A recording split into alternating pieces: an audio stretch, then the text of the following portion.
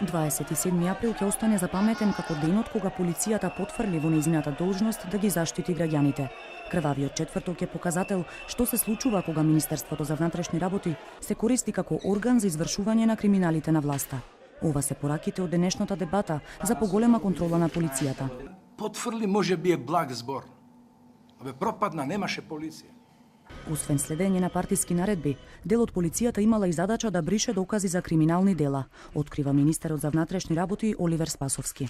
Од оваа позиција како министер за внатрешни работи, кога осознавам за поединечни методи на работа, имам впечаток дека во министерството постоела група на вработени која што била задолжена за бришење на траги и уништување на докази секако по нарачка или по потреба. Основното јавно обвинителство пак затвора очи пред криминалот во полицијата, обвинува народниот правобранител.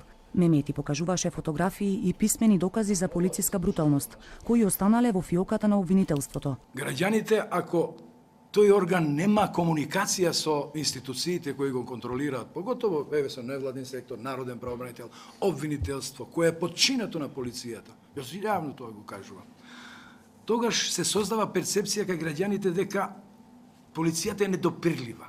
Граѓаните пак, кои се жалеле од полициска бруталност, а правдата не ја нашле дома, ја добиле во Страсбург. Представникот на Советот на Европа рече дека очекува бројот на овие случаи да расте, со оглед на тоа што во моментов во државата има правен вакуум простор, се додека новите закони не стапат на сила.